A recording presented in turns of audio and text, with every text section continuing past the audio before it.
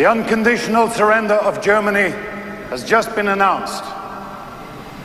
At midnight tonight, the war... Schindler's List was a raw, emotional gut punch that changed how people saw the Holocaust on screen. Spielberg stripped away the Hollywood shine and gave viewers something brutally honest. The story of how this film was made is just as intense. Spielberg didn't even want to direct it at first. Liam Neeson nearly didn't get the role.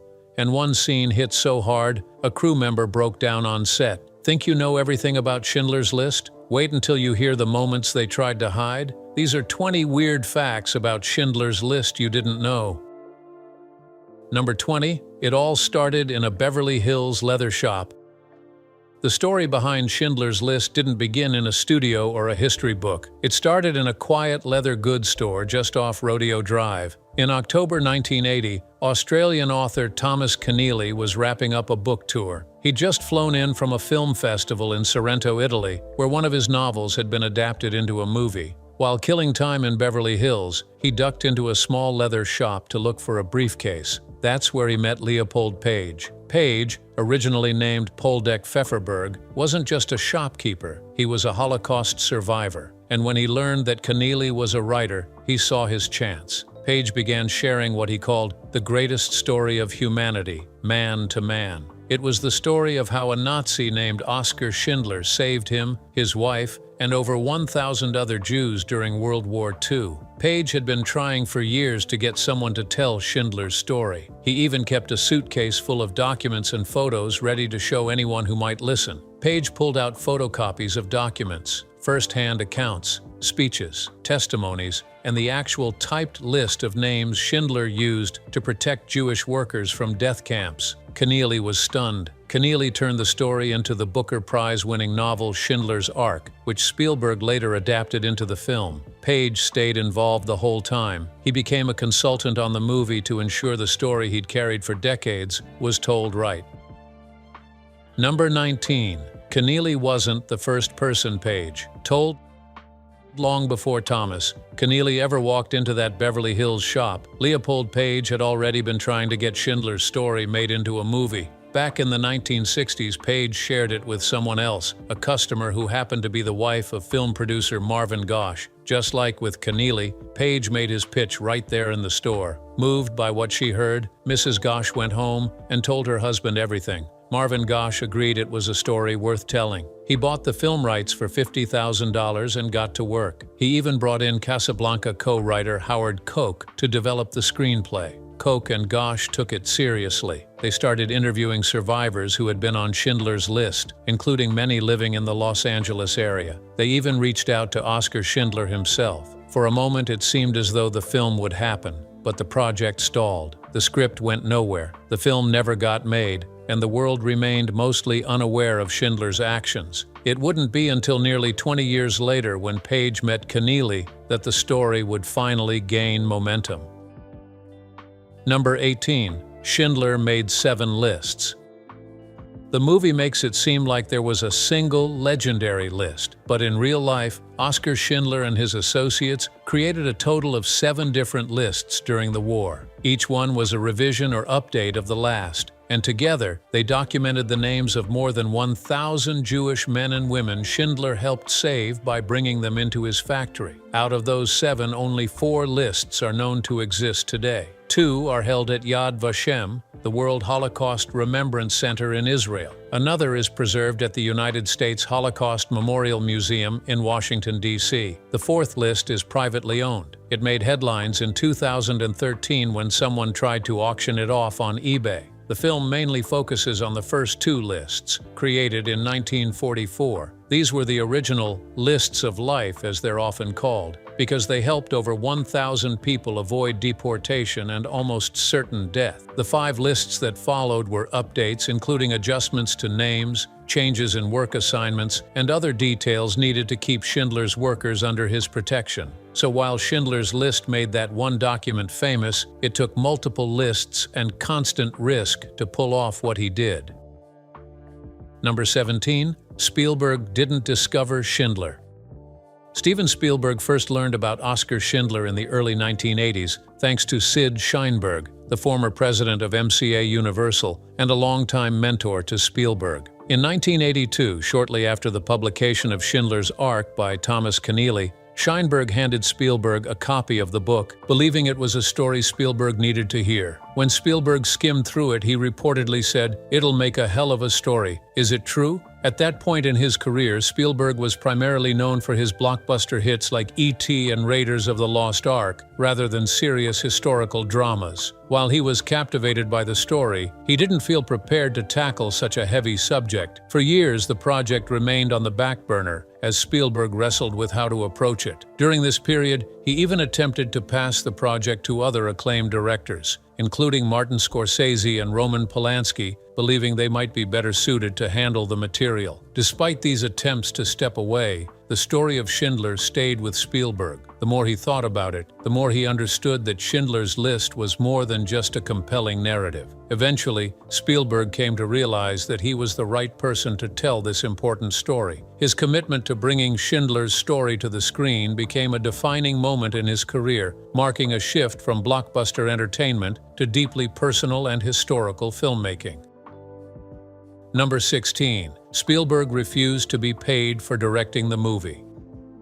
Steven Spielberg had already made his fortune by the time he started working on Schindler's List. With blockbusters like Jaws, E.T., and Indiana Jones behind him, he didn't need the money. But when it came to this film, he made a personal decision that set it apart from everything else he had done. He refused to take a salary. No paycheck or back-end profits, nothing. Spielberg believed the story of Schindler's List was far too important to be connected to personal financial gain. He famously called any money made from the film blood money, and he wanted no part of it. Instead, he made sure the profits went towards something meaningful. In 1994, just 1 year after the film's release, Spielberg used the movie's earnings to launch the USC Shoah Foundation. The foundation's mission was simple but urgent: to record and preserve first-hand testimonies from Holocaust survivors before their voices were lost forever. Since then, the Shoah Foundation has collected tens of thousands of interviews in dozens of languages from survivors all over the world. It became one of the largest video archives of its kind and has helped educate millions about the Holocaust. So while Schindler's List earned 7 Academy Awards and global acclaim,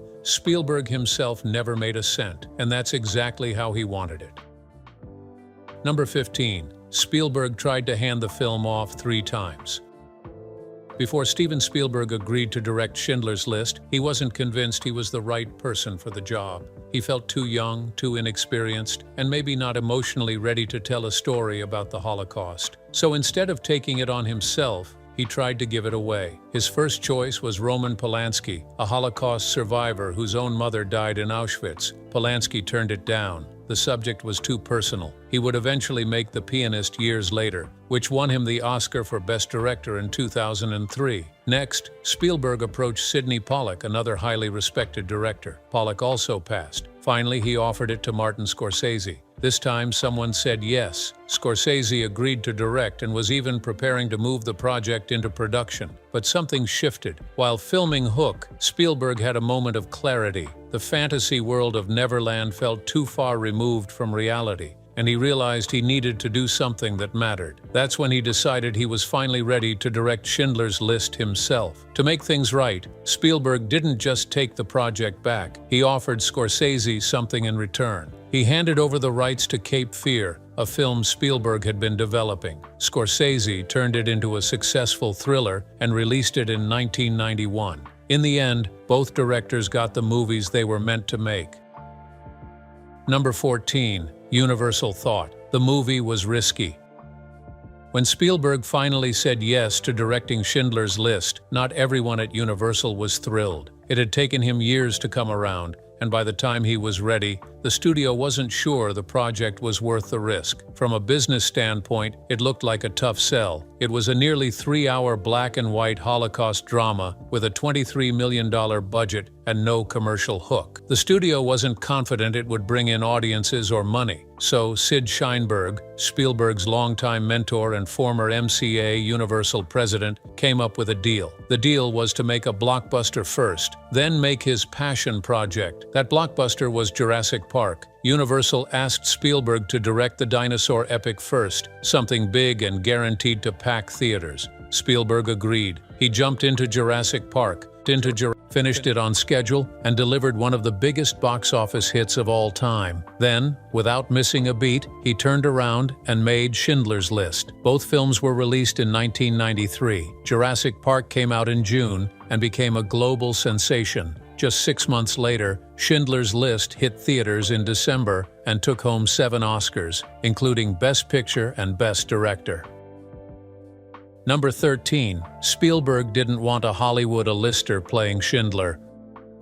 When the time came to cast Oskar Schindler, Steven Spielberg was very deliberate about his choice. He wasn't interested in a big Hollywood star with clout or fame. Actors like Kevin Costner and Mel Gibson auditioned, and Warren Beatty got as far as a full script reading. Yet Spielberg felt something was off. He later explained, Warren would have played it like Oskar Schindler through Warren Beatty, meaning Beatty would have brought too much of his personality to the role, overshadowing the real man's complexity. Instead, Spielberg chose Irish actor Liam Neeson, who was relatively unknown at the time. Spielberg had seen Neeson's performance in the Broadway revival of Anna Christie and was impressed by his natural presence. Neeson lacked the star power of others considered, but Spielberg believed he embodied the true essence of Schindler. Liam was the closest in my experience of what Schindler was like, Spielberg told the New York Times. He admired Neeson's charm, the way women responded to him, and his quiet strength. Physically, Neeson resembled Schindler somewhat, sharing his height, although Schindler was more rotund. To prepare for the role, Neeson went beyond the script. He listened to rare audio recordings of Schindler, absorbing his voice and mannerisms. Spielberg also encouraged Neeson to study Stephen J. Ross, the former chairman of Time Warner and one of Spielberg's mentors, who exhibited the same smooth charisma and commanding presence Schindler had. Spielberg dedicated Schindler's List to Ross. Though Neeson wasn't a household name when he was cast, his powerful performance transformed him into one, and the role became a defining moment in his career. Number 12. Spielberg went to Poland and saw it all for himself. Before filming began for Schindler's List, Steven Spielberg understood that to tell this story, he needed to experience the places where the events took place. He refused to rely solely on second-hand accounts, historical documents, or photographs. Instead, he decided to go directly to Poland to conduct deep research. Upon arriving, Spielberg met with Holocaust survivors, listening carefully to their personal stories and memories. These first-hand testimonies deeply affected him and informed the emotional tone of the film. But he didn't stop there. He wanted to walk the same ground as those who had lived through the tragedy. Spielberg visited several significant sites related to the story. He toured the former Gestapo headquarters on Pomorska Street in Krakow, a place infamous for its cruelty and brutality. He stepped inside the actual apartment once owned by Oskar Schindler, the man at the heart of the film's narrative. Perhaps most chillingly, Spielberg visited the villa where Nazi Commandant Amon Goeth had lived. From the villa's balcony, Goeth notoriously shot prisoners with cold detachment, a grim reality Spielberg wanted to capture on film. When production started, the crew spent 92 days shooting on location in Poland. One of their main tasks was to reconstruct the Płaszów concentration camp. They chose a nearby abandoned rock quarry, transforming it into a hauntingly realistic set that closely resembled the original camp's layout and atmosphere. This choice grounded the film in the harsh physical reality of the Holocaust. Although the filmmakers were not permitted to shoot inside Auschwitz itself, they received rare permission to film just outside the camp's gates. This access allowed them to evoke the presence of one of history's darkest sites, lending the film an even deeper sense of authenticity. Spielberg's dedication to filming on location helped make Schindler's List a powerful and immersive historical drama. Number 11. The Little Girl in the Red Coat was real. One of the most haunting and memorable images in Schindler's List is that of the little girl in the red coat, quietly wandering through the chaos during the liquidation of the Krakow ghetto. Amidst the stark black and white visuals of the film, the bright red coat stands out as a vivid symbol, a poignant contrast representing innocence lost amid overwhelming horror. This striking use of color captures viewers' attention and remains etched in their memories long after the film ends. What makes this image even more powerful is that the girl wasn't just a fictional creation, she was real. Her name was Roma Ligoka, a young Jewish girl who lived in Krakow during the Nazi occupation. Roma was well known in the ghetto for her distinctive red winter coat, which made her stand out in the crowd. Like many children trapped in that nightmare, she witnessed unimaginable violence and cruelty, yet against all odds, she survived. Years later, Roma Ligoka recounted her harrowing experiences in a memoir titled The Girl in the Red Coat. The book explores not only the horrors she endured, but also how those memories shaped her life after the war. Today, she lives in Germany, where she pursues her passion as a painter. In the film, the role of the girl in the red coat was played by Olivia Dombrovska, who was only 3 years old at the time of filming. Understanding the emotional weight of the story, Spielberg asked Olivia to promise not to watch the movie until she was 18, believing it would be too intense for a child to process. However, curiosity got the better of her, and she watched the film when she was 11. Initially, the experience disturbed her deeply, and she struggled with the heavy emotions the film evoked. But over time, Olivia's perspective shifted. In an interview with the Daily Mail, she reflected, "I realized I had been part of something I could be proud of. Spielberg was right. I had to grow up to watch the film." Number 10. Spielberg didn't want the film in English. When Spielberg first began planning Schindler's List, he envisioned the film being shot entirely in German and Polish, reflecting the languages spoken by the people in the story. His idea was to use subtitles throughout, allowing audiences to experience the narrative in the original tongues of the characters. This approach would have brought the film closer to reality. However, as the film's development progressed, Spielberg reconsidered this plan. He realized that requiring audiences to read subtitles during such intense, emotional scenes might pull their attention away from the powerful visuals and the raw emotions on screen. Instead of fully absorbing the harrowing events unfolding, viewers might become distracted by the need to read the text at the bottom of the screen constantly. Spielberg explained, "I wanted people to watch the images, not read the subtitles. There's too much safety in reading. It would have been an excuse to take their eyes off the screen and watch something else." This insight led him to shoot the majority of the film in English, while still incorporating German and Polish selectively in background dialogue to maintain authenticity. The director struck a balance between realism and accessibility, ensuring that the accents and languages felt believable without compromising the emotional immediacy of the story. This decision was bold, especially considering that many historical films of the time did not prioritize such language realism. Spielberg's decision to focus on visual storytelling and emotional impact ultimately paid off, significantly contributing to the film's powerful resonance with audiences worldwide. Number 9. The studio didn't want the movie in black and white. When Steven Spielberg expressed his desire to shoot Schindler's List in black and white, he faced almost unanimous opposition from the executives at MCA/Universal. They pushed back strongly against the idea, fearing that presenting the Holocaust in black and white would make the film appear stylized or overly artsy, something that might alienate audiences. The studio was concerned that viewers wouldn't emotionally connect with a movie that lacked the color and polish typical of Hollywood productions. Despite this resistance, there was one key figure who supported Spielberg's vision: Sid Sheinberg, Spielberg's longtime ally, and the executive who originally championed the project. Spielberg, together with cinematographer Janusz Kaminski, was unwavering in his conviction. They believed that black and white was the only way to tell the story. Their goal was to avoid any cinematic gloss or polish that could distract from the grim reality of the Holocaust. Instead, they wanted the film to feel raw,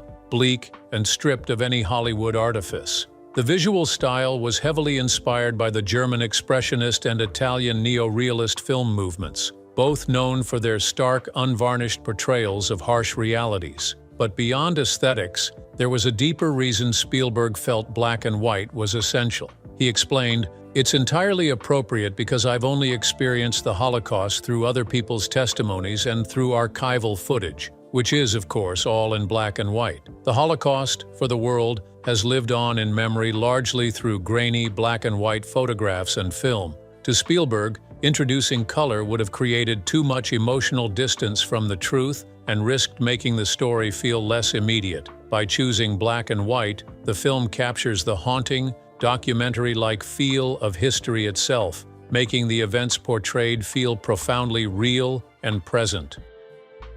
Number 8. Spielberg's passion project got the attention of the Oscars. When Schindler's List finally premiered in 1993, it did more than just touch the hearts of audiences. It captivated critics and became the dominant force of that year's awards season. At the 66th Academy Awards, the film took home an impressive 7 Oscars, including the 2 most prestigious honors, Best Picture and Best Director, for Steven Spielberg.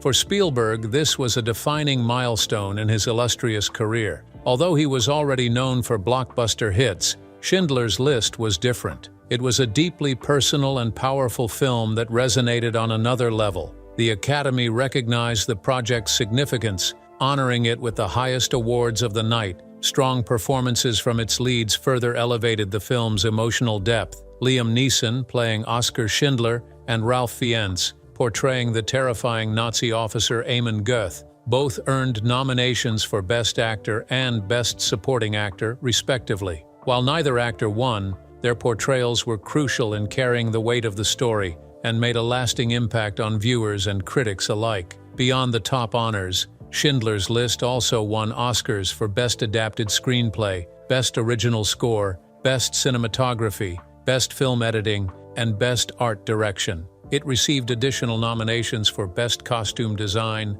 Best Makeup, and Best Sound, bringing its total to 12 nominations. This sweeping recognition cemented the film's place as a powerful historical testament. Number 7. Schindler's List is a student film. In 2002, Steven Spielberg achieved something unexpected. He finally earned his college degree more than 30 years after dropping out. Back in the late 1960s, Spielberg had left California State University, Long Beach, to chase his dreams of filmmaking. His decision? Well, it worked out pretty well. He became one of the most successful directors in Hollywood history. But decades later, in a move that surprised many, he quietly re-enrolled at the same school. Without making a public spectacle of it, Spielberg took courses, wrote papers, and submitted projects, sometimes even under a pseudonym to avoid attention. It wasn't for publicity. It was about finishing what he had started. One of his final requirements was a film course. Instead of making a new project, Spielberg did something a bit cheeky. He submitted Schindler's List as his student project. Schindler's List, the very film that went on to win 7 Academy Awards, changed modern cinema, and left an indelible mark on history, was submitted as his final project to complete his degree, and the university accepted it. With that, Spielberg officially graduated with a Bachelor of Arts in Film and Video Production. Looking back, Spielberg joked that the time gap between enrolling and graduating was the longest post-production schedule ever. But in true Spielberg fashion, this unexpected twist only added to the legend. Not only did Schindler's List earn Oscars and global acclaim, but it also holds the unique distinction of being a college assignment. Number 6. Spielberg says the film matters, now more than ever. When Schindler's List was re-released in theaters for its 25th anniversary, Steven Spielberg didn't just see it as a celebration of the film's legacy. For him, it was also a warning. In a heartfelt interview with Lester Holt on NBC Nightly News, Spielberg said something that really stood out. "I think this is maybe the most important time to re-release this film." To Spielberg, the story isn't just history locked away. It's a powerful message that still matters today. He pointed to a disturbing rise in hate crimes across the globe, especially those targeting religious and ethnic minorities. Since 2016, there's been a documented spike in anti-Semitism and hate-fueled violence both in the United States and around the world. Spielberg didn't soften the truth. "Hate's less parenthetical today," he said. "It's more a headline." This shift makes Schindler's List feel as urgent now as it did when it first hit theaters, and maybe even more so. the film is more than just a recounting of past horrors. It's a stark reminder of what can happen when prejudice, fear, and silence are allowed to grow unchecked. Spielberg believes that the message needs to reach new generations, many of whom didn't grow up hearing these stories firsthand. So, while Schindler's List is a historical film, Spielberg views it as a mirror, one that still reflects troubling realities happening in the present. Watching it today isn't just about remembering the past, it's about recognizing the dangers that remain and understanding why vigilance and compassion matter more than ever. Number 5. Ralph Fiennes gained weight on Guinness to play Eamon Goeth.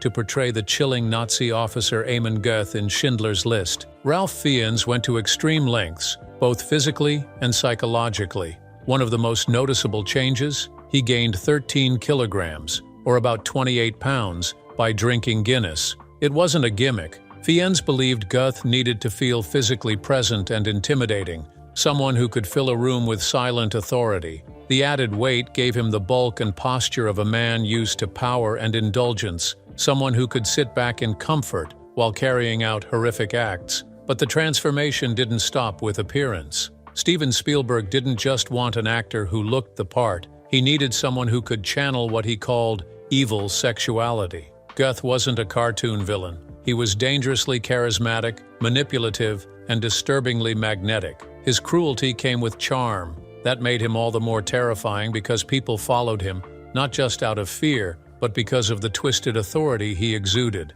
Fiennes understood this balance. His performance walked a fine line between control and chaos. Every glance, every silence, every violent outburst felt calculated yet casual, as if Goeth didn't just commit evil but also enjoyed it. And that's what made the portrayal so disturbing. Spielberg later said that Fiennes had completely disappeared into the role. On set, people kept their distance. He wasn't just playing Goeth, he had become him. The result was a performance that didn't just make audiences fear Goeth, it made them uncomfortable with how human that fear felt. Number 4. Schindler's List made John Williams cry. When Steven Spielberg first showed composer John Williams a rough cut of Schindler's List, he wasn't prepared for what he saw. The film had such an emotional weight that it left Williams overwhelmed, so much so that he had to step outside for several minutes to collect himself. When he came back, visibly shaken, he looked Spielberg in the eye and said, "You deserve a better composer." Williams, known for his epic scores on Jaws, Star Wars, and Indiana Jones, felt that his music might not be enough to fully capture the depth of the story Spielberg had just created. But Spielberg's response was blunt and dry, as usual. "I know, but they're all dead." Spielberg was referencing the great composers of film history who had passed away, such as Max Steiner or Erich Wolfgang Korngold. These were pioneers who'd shaped the sound of cinema in ways no one else could. Despite his humility, Spielberg recognized the film's significance and trusted Williams to create something that matched it. Williams went on to craft one of the most iconic and haunting scores in cinematic history, one that became as unforgettable as the film itself. Number 3. Liam Neeson got the role. Because of a hug long before filming began on Schindler's List, Liam Neeson had already auditioned for the role of Oskar Schindler. He gave it his best shot, but he didn't think he had much of a chance. At the time, he wasn't a major Hollywood name, and he assumed the role would go to a more established actor. So instead of waiting to hear back, Neeson accepted a part in a Broadway revival of Eugene O'Neill's Anna Christie, starring opposite Natasha Richardson, who would later become his wife. The play was running at the Criterion Center in New York in 1993. One night after a performance, Neeson was in his dressing room when someone knocked on the door. It was Steven Spielberg along with his wife Kate Capshaw and Capshaw's mother. Spielberg had come to see the show, but what happened backstage turned out to be just as important. After introductions, Neeson leaned in and warmly hugged Capshaw's mother. It wasn't planned, it was just a sincere gesture, but that simple act stuck with Capshaw. Later, she turned to her husband and said, "That's just what Oskar Schindler would have done." That moment helped tip the scales. It revealed something Spielberg was looking for in Schindler. A week later, Neeson got the call. Spielberg offered him the role. Neeson's talent had already spoken for itself, but it was that one unscripted moment that convinced Spielberg he had found the right man to play a flawed hero who risked everything to save others. Number 2. Shooting the film was very depressing.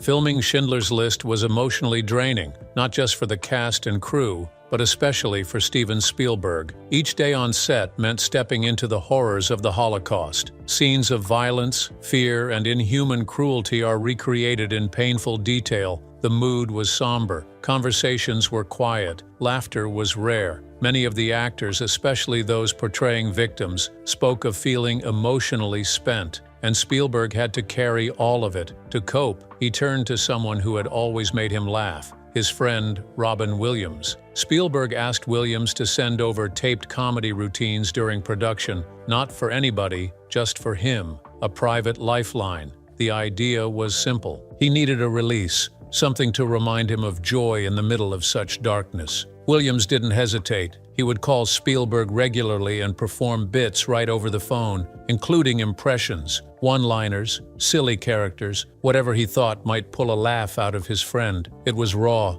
improvised, and exactly what Spielberg needed. In the middle of filming one of the most harrowing films ever made, Robin Williams offered relief through laughter. Spielberg later said those moments helped him survive the shoot. It was a reminder that, even in the shadow of unthinkable tragedy, there is still room for light. Schindler's List showed the worst of humanity, but Williams reminded him of the best. Number 1. Mila Pfefferberg shook when she met Ralph Fiennes.